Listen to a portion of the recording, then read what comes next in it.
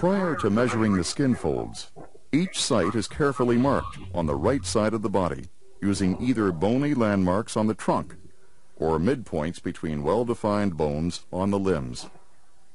For each site, the skin fold is lifted up at a location 2 centimeters, or approximately 3/4 of an inch, above the point at which the caliper tips will be placed. The thumb and index fingers separate the subcutaneous fat from the underlying muscle. Just enough skin and adipose tissue is taken up to form a distinct fold.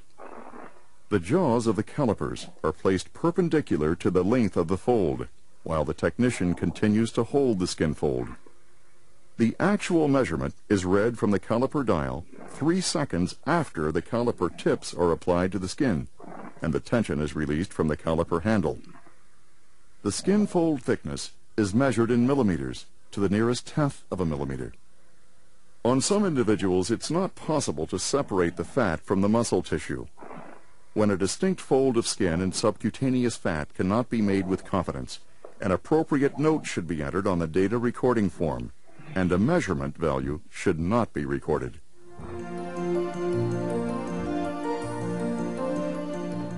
The thigh skin fold is measured on the right thigh at the point previously marked for the thigh circumference. Following the same procedure used in positioning the subject for thigh circumference, the subject stands with most of the weight on the left leg, with the right leg forward, knees slightly flexed, and the soles of both feet flat on the floor.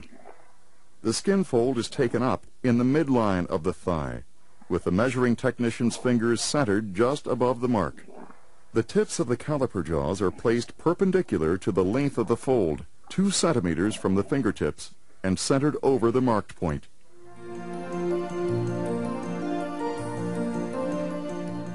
The triceps skin fold is measured on the right upper arm, at the point previously marked for the mid-upper arm circumference. The subject stands upright, with feet together, shoulders relaxed, and the arms hanging loosely at the sides.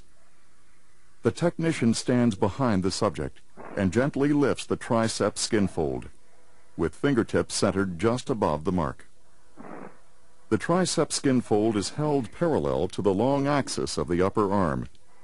The tips of the caliper jaws are placed perpendicular to the length of the fold, 2 centimeters from the fingertips, and centered over the marked point.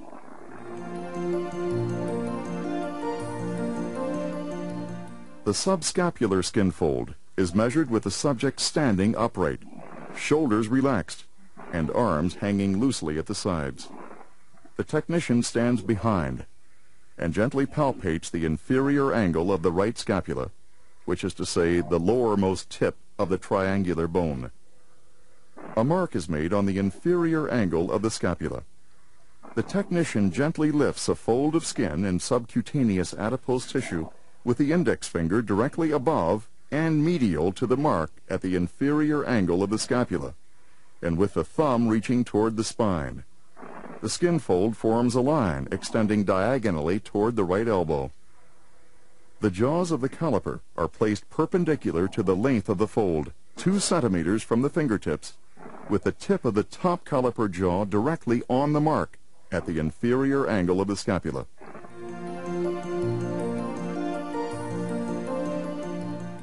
The suprailiac skin fold is measured at a point anterior to the mark previously made to measure waist circumference. The subject stands in an upright position with weight evenly distributed and feet together. The examination gown is held so that the waist area on the right side is exposed. The technician's thumb is placed on the intersecting marks, and the index finger is placed above and anterior to the mark. The skin fold slopes downward at approximately a 45-degree angle toward the pubic symphysis. The tips of the caliper jaws are placed approximately 2 centimeters below the fingertips.